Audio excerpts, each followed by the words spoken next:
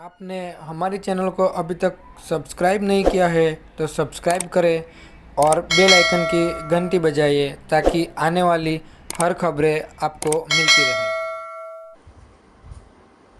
साथियों, आज 31 मई 2020 आज का जो सब्जेक्ट रखा गया है, नर्मदा डिस्ट्रिक्ट केवड़िया कॉलोनी के आदिवासियों के साथ गुजरात सरकार क्रूर और अमानवीय व्यवहार क्यों कर रही है। आज का जो सब्जेक्ट है कि नर्मदा जिले में केवड़िया कॉलोनियों के आदिवासियों के साथ गुजरात सरकार क्रूर और अमानवीय व्यवहार क्यों कर रही है। साथियों, बहुत संक्षिप्त में मैं बताने वाला हूं। जब गुजरात में मैं 10 दिन पहले भी फेसबुक पर लाइव था, एक कहां कहां डैम बनाया गया था, कितने गांव पानी में डूब गए थे, आदिवासी लाखों की संख्या में कैसे बर्बाद हो गए थे, ये मैंने आंकड़े के साथ बताया था। साथियों, नर्मदा डैम का उद्घाटन 1961 में 1961 में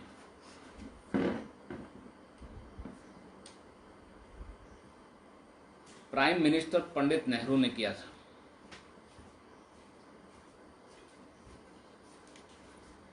जब डैम बनने की शुरुआत हुई थी, नर्मदा डैम,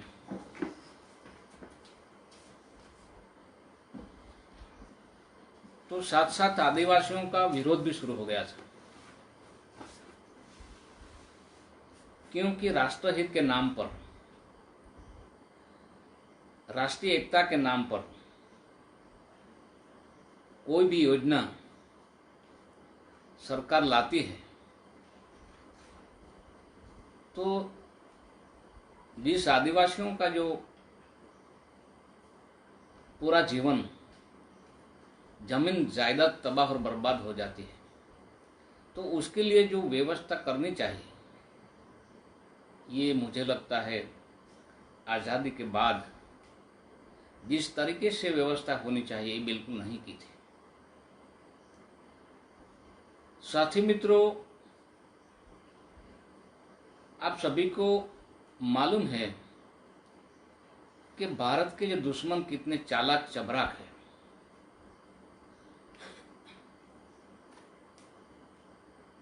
आजादी के बाद अभी तक करीबन 2 करोड़ आदिवासियों विस्थापित हुए हैं। 2 करोड़ विस्थापित होकर जानवर से बढ़तर हालत में इधर उधर घूमकर बहुत बढ़तर हालत में जी रहे हैं। उसका कोई अस्तित्व नहीं है, कोई पहचान नहीं रही। ये भी एक सत्य है। जब नर्मदा डैम, नर्मदा बांध जो बन रहा था, उसी वक्त शासक जातियों ने सोचा था कि आदिवासियों में कोई असली लीडर पैदा नहीं होना चाहिए, आदिवासियों में कोई ओरिजिनल असली लीडर नहीं पैदा होना चाहिए। इसलिए पूना से मेघा पाटकर को भेजा था। बाबा आमटे भी थे। मेघा पाटकर बहुत बार नकली आंदोलन चलाया था। कई बार आत्मविलोपन करने के लिए नाटक भी किया था, ये सभी को मालूम है। और हमारे भोले भाले आदिवासी लीडर लोग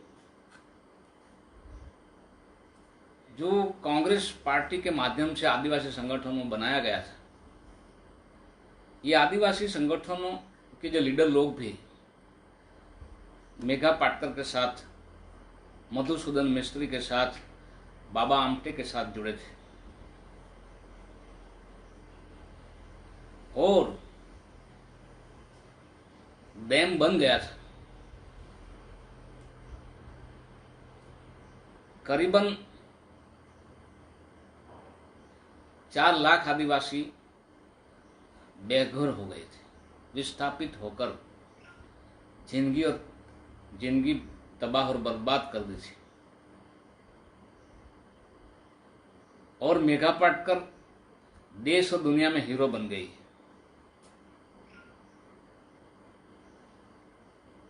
साथियों, जब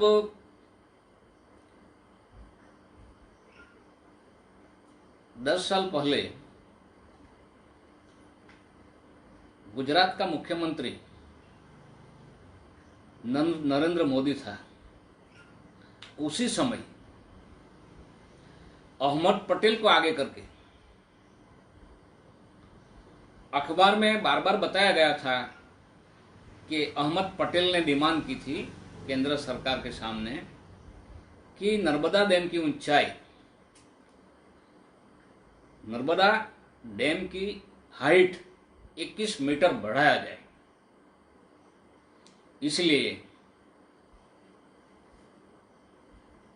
गुजरात सरकार ने परवानगी दे दी थी और अहमद पटेल को आगे किया था जानबूझकर। तो कई नक्सलवादी के रूप में ब्राह्मणों को पकड़ा था, उपाध्याय जोशी को, कि ये नक्सलवादी डांग से पकड़ा गया, वो पकड़ा गया। वो भी एक षड्यंत्र था, क्योंकि हमारा असली लोग सामने ना आ सके, वो भयभीत होकर घर बैठ जाए।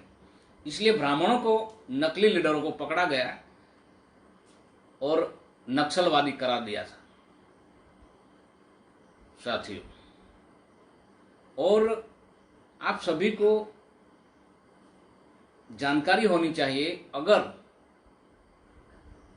60-62 फुट नर्मदा डैम की हाइट बढ़ती है तो कई गुना पानी का विस्तार बढ़ जाता है, फैल जाता है, और सैकड़ों गांव देहात बर्बाद हो गया था बाद में भी। ऐसा करके धीरे धीरे धीरे धीरे एक के बाद एक, दिन ब दिन आदिवासियों को बर्बाद करते रहे। आज गुजरात में विरोध पक्ष बहुत तगड़ा है, मजबूत है। करीबन 83 सीट के आसपास कांग्रेस की है जो विरोध पक्ष में बैठा है। अभी भारत देश कोरोना वायरस जैसी महामारी, संक्रमण परिस्थिति में पूरा भारत लॉकडाउन में है और सारे कामकाज बंद है। ऐसी विकट परिस्थिति में आदिवासी लोगों के पास कोई रोजगारी नहीं है, बंद हो गई है, पूरा खाना नहीं मिल रहा है, पानी नहीं मिल रहा है, जीवन जीने की बहुत मुसीबत सामने आ गई है। अपने अपने घरों में बंद है। ऐसी परिस्थिति में गुजरात सरकार statue unity, area development and प्रवास विकास टूरिज्म डेवलपमेंट कानून के जरिए, कानून को माध्यम बनाकर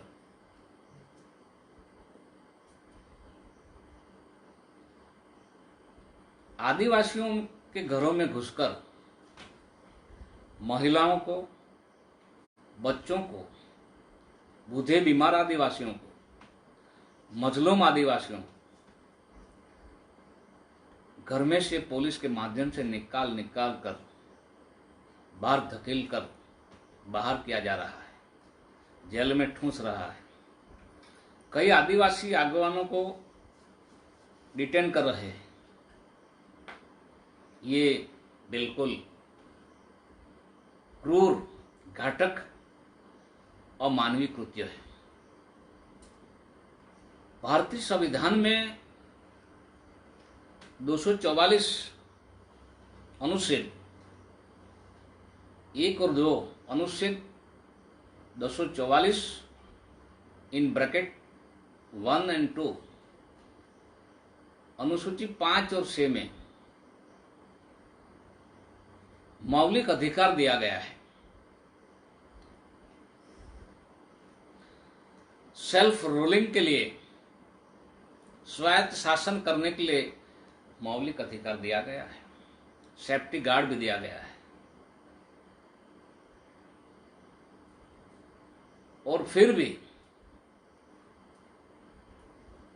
हमारा मजलूम आदिवासियों का जो संपूर्ण एरिया है, क्षेत्र है, वहां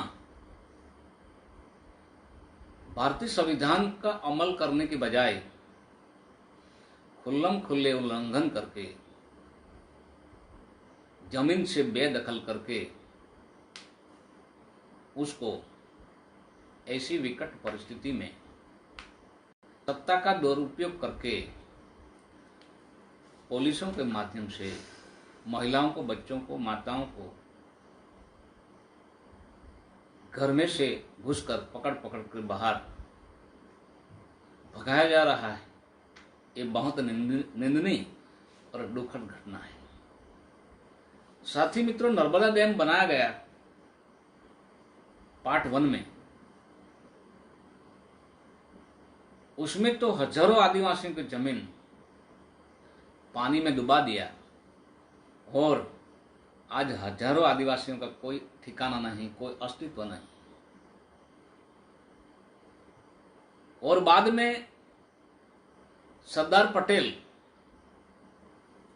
आजादी के समय सरदार पटेल ने कहा था कि हम आदिवासियों को साथ अन्याय नहीं कर सकते, क्योंकि आजादी का आंदोलन की शुरुआत हमारे से पहले ही आदिवासी ने की थी।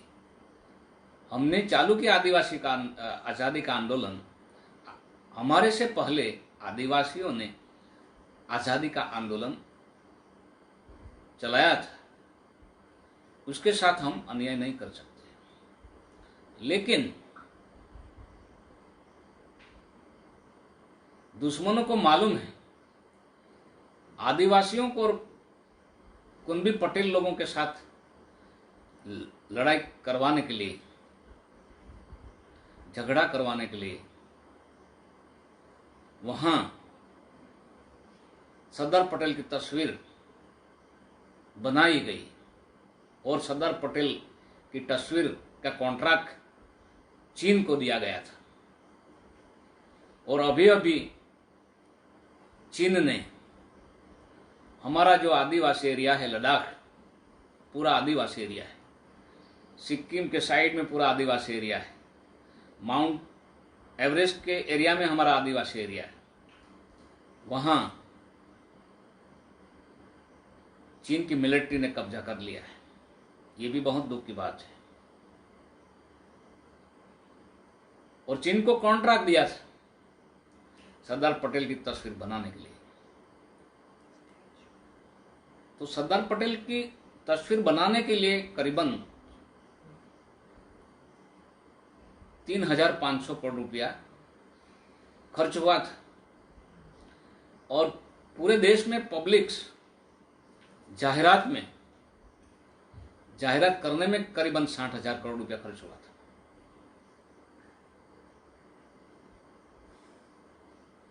बाद में अभी टूरिज्म डेवलपमेंट के लिए आदिवासियों को, गुजरात सरकार ने आदिवासियों को जमीनें हड़पने के लिए सत्ता का दुरुपयोग किया है। पूरा नर्मदा जिला भारतीय संविधान घोषित आदिवासी आरक्षित 5वीं अनुसूचित क्षेत्र होने के बावजूद सरकार ने statue of unity area development and tourism governance act 2019 बनाया, जिसके जरिए आदिवासियों का करीबन 15 गांव विस्थापित होते हैं और 11,000 हेक्टेयर जमीन एक्वायर कर दी है। इसलिए आदिवासियों को प्रोटेक्शन में आदिवासियों को न्याय दिलाने में समग्र भारत के आदिवासियों और अन्य मूल निवासियों के जो लीडरों की जिम्मेदारी बनती है। पहले डैम बनाया, बाद में सरदार पटेल का पुतला बनाया, बाद में अभी टूरिज्म बनाने के लिए लॉकडाउन के आड़ में, जब घरों में बंद है, कानून का अनुशासन में है आदिवासियों, उसका लाभ उठाकर पॉलिसियों के माध्यम से गुजरात सरकार आदिवासियों को घर खाली करने के लिए जबरदस्ती कर रही है। ये बहुत दुख निंदनीय और अमानवीय व्यवहार है, जो दुनिया में कहीं पर नहीं है ऐसा। साथियों, ऐसी दुखद घड़ी में गुजरात सरकार और विरोध पक्ष इतना मजबूत है, अगर आदिवासियों को न्याय दिलाना चाहते हैं, विरोध पक्ष आदिवासियों को प्रोटेक्शन में आना चाहती है, विरोध पक्ष तो विधानसभा में संघर्ष करना चाहिए कि संविधान का अमल करो, अनुसूची 5 लागू करो और ऐसी संक्रमण घड़ी में आदिवासियों को सुख चैन से जीने दो। ये संघर्ष करना चाहिए, विधानसभा का घेराव करना चाहिए। विरोध करने की जगह विरोध पक्षी कहां है? विधानसभा में।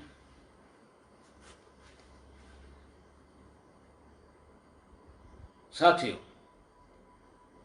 सभी आदिवासियों, जो मध्य गुजरात, दक्षिण गुजरात के आदिवासियों को ये बात समझनी पड़ेगी, सोचने के लिए मजबूर होना पड़ेगा कि सेलवास से नर्मदा तक रिवर लिंक योजना तमाम नदियों पर डैम बनाने के लिए सरकार ने मंजूरी दे दी है। जड़ाशय योजना के नाम पर डैम बनेगा, बाद में हाइट बढ़ेगी, आदिवासियों, सैकड़ों हजारों आदिवासियों बर्बाद हो जाएगा। डैम बनने के बाद हाइट बढ़ाने का पार्ट 2 आएगा, जैसा नर्मदा डैम में किया है। नीचे विदेशी कंपनियां आएंगी, वहां ओबीसी का भी सत्यानाश होगा, सारी जमीन का सत्यानाश हो जाएगा। डैम के नीचे जो रहने वाले आदिवासियों का भी पूरा धन संपत्ति बर्बाद हो जाएगी, जमीन हड़प हो जाएगी। और डैम बनाकर जो विदेशी कंपनी और यहां के जो उद्योगपति भाग गए हैं फॉरेन में, ये दोनों साठ गांठ मिलकर फिर भारत में आने वाले हैं। अगर उद्योग बनाने हैं तो पानी चाहिए, बिजली चाहिए उसके लिए डैम बना रहे हैं। और बिजली के लिए आप सभी को जानकारी होनी चाहिए, मालूम होना चाहिए कि सभी जगह बड़े बड़े पावर प्रोजेक्ट्स बिजली के लिए इलेक्ट्रिक जोन बना रहे हैं, बड़े बड़े तैयारी हो रही है। और माल सप्लाई करने के लिए डीएमआईसी रोड बन रहा है, और डीएमआईसी रोड आदिवासी एरिया में से पसार हो रहा है, Delhi to Mumbai industrial corridor. और डीएमआईसी रोड में सारे आदिवासी लोग, सारे ओबीसी के लोग, सारे मूल निवासी लघुमती के लोग, सारे शेड्यूल कास्ट के लोग तबाह और बर्बाद हो जाएगा साथियों। और डीएमआईसी रोड पर माल पहुंचाने के लिए भारत माला रोड अमल में लाया है। इसलिए साथियों, प्रकृति का बचाव होना चाहिए, पर्यावरण का बचाव होना चाहिए। और प्रकृति के साथ आदिवासी लोग हैं, तो आदिवासियों को तबाह और बर्बाद कर रहे हैं, ये मालूम होना चाहिए साथियों। इसलिए ये जो केवड़िया कॉलोनी और इर्द गिर्द तहसीलों में नर्मदा जिले में ऐसी संकट घड़ी का लाभ उठाकर गुजरात सरकार पुलिस के माध्यम से आदिवासियों पर दमन करके ये मजलूम आदिवासियों को जबरन जबरदस्ती कर से घर से बाहर निकाला जा रहा है।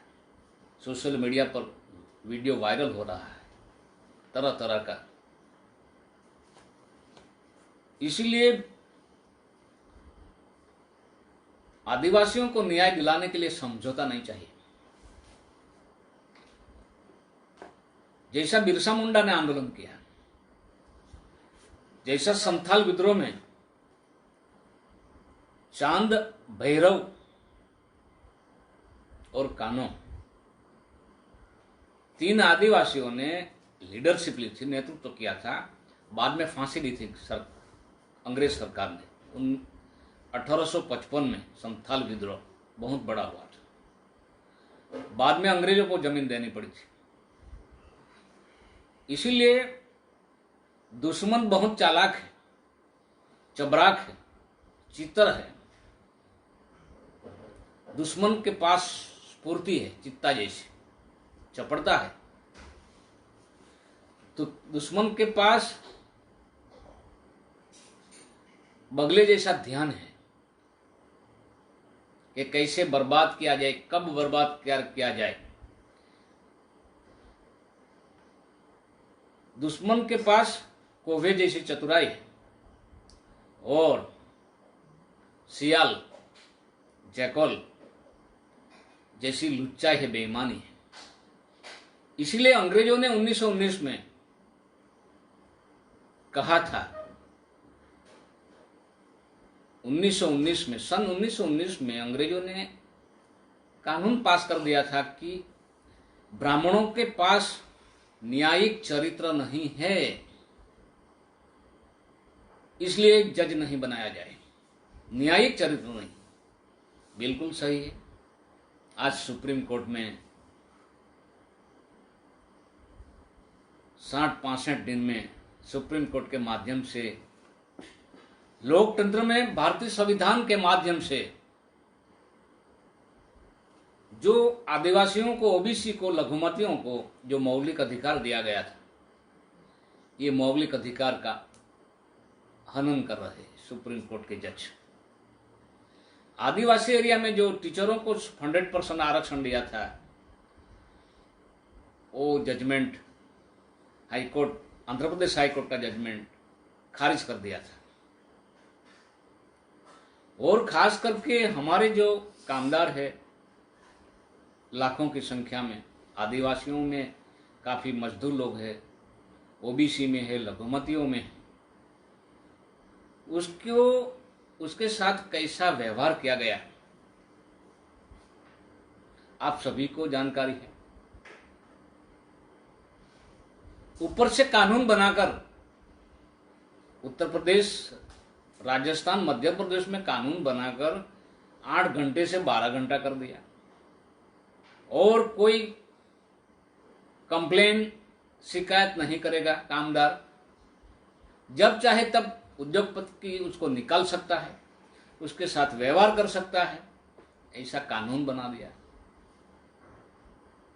जैसा भी हमारे जो प्रकृति के बीच में बसे हुए आदिवासी लोग हैं,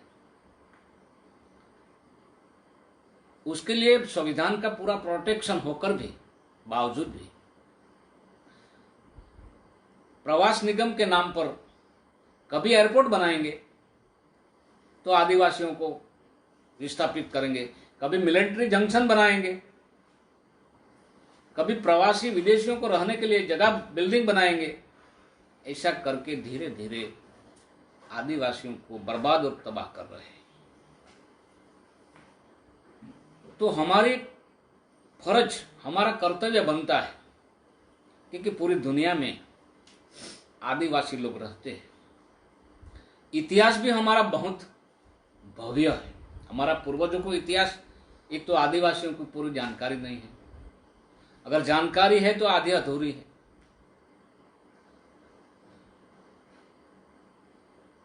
अभी अभी अमेरिका में 5 दिन पहले अमेरिका में लॉकडाउन होकर भी गोरे पुलिस के माध्यम से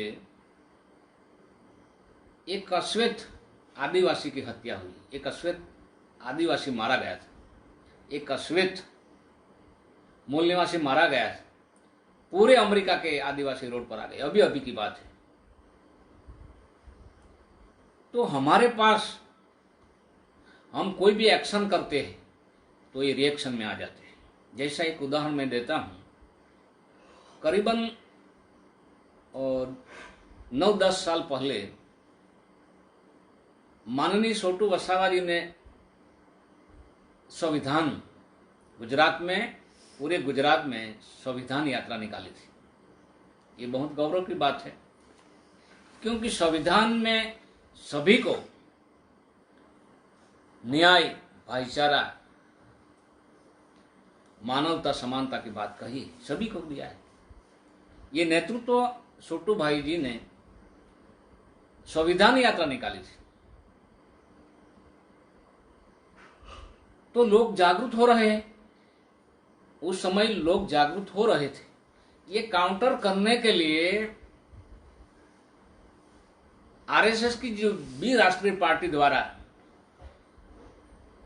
ब्राह्मणों मिलकर, आदिवासी लीडर मिलकर एक यात्रा निकाली थी। इसी बीच में बीजेपी ने एक आदिवासी वसावा को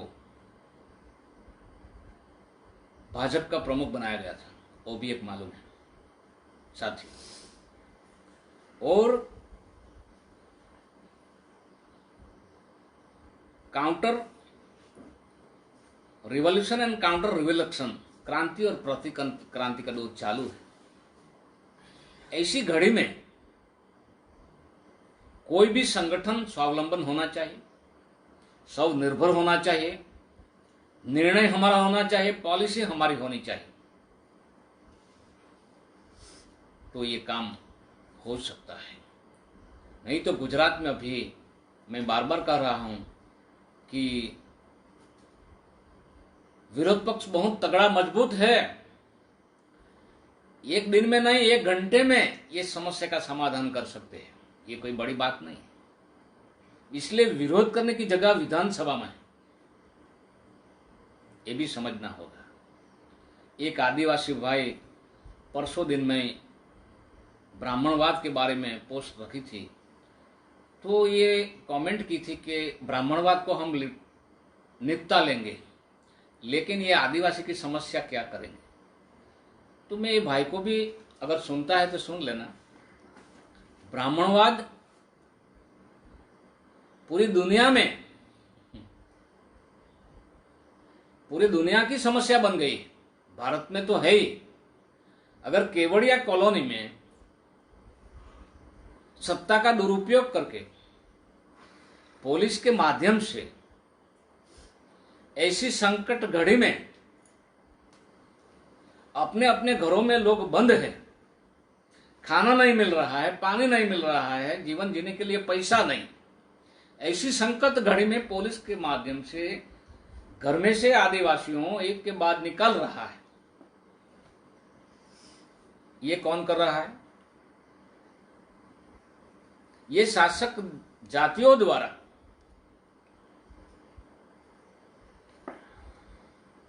ब्राह्मणों द्वारा जो ब्राह्मणवाद फैलाया गया है उसके माध्यम से हो रहा है। तो ब्राह्मणवाद निपटाने की बात एरिया घेरिया की का कोई काम नहीं है। ये कोई ब्राह्मणवाद निपटा लेंगे, ये ब्राह्मणवाद की वजह से तो ये हो रहा है। केवड़िया कॉलोनी में, नर्मदा डिस्ट्रिक्ट में, और ये जो जड़ाशय योजना के नाम पर सिलवास से नर्मदा तक जो डैम बनाने की परियोजना बनाकर और डीएमआईसी रोड जाने वाला है। DMIC road Delhi to Mumbai industrial corridor, D Delhi, M Mumbai, I industrial, C corridor, DMIC. वो रोड की एक साइड 75 किलोमीटर, 75 किलोमीटर, दूसरी साइड 75 किलोमीटर, उसमें विदेशी कंपनी आने वाली है। हमारे देश के उद्योगपति साथ जुड़ जाएंगे।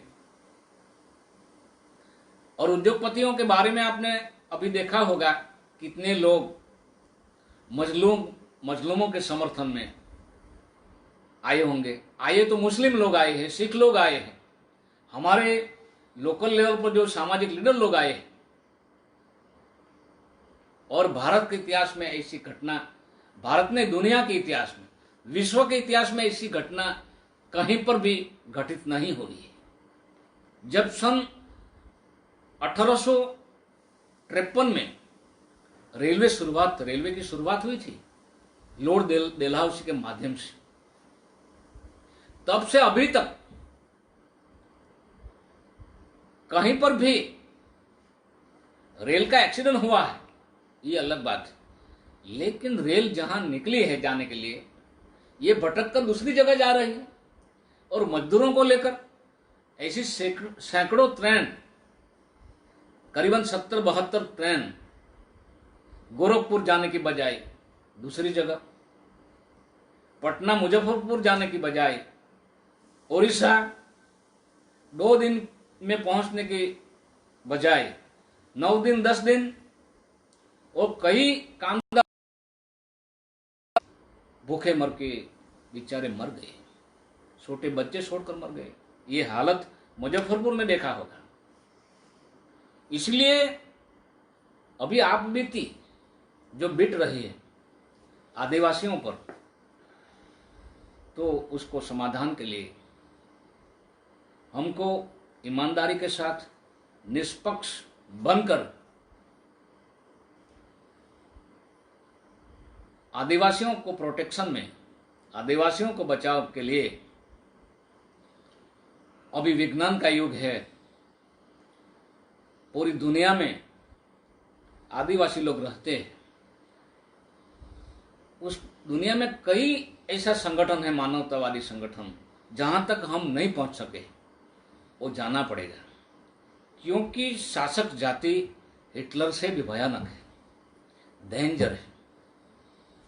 और ऐसा कृत्य, ऐसा अमानवीय व्यवहार, क्रूरता भरी अमानवीय व्यवहार जो हो रहा है, ये पूरे देश और दुनिया में एक्सपोज होना चाहिए, खबरदारी देनी चाहिए, पहुंचनी चाहिए।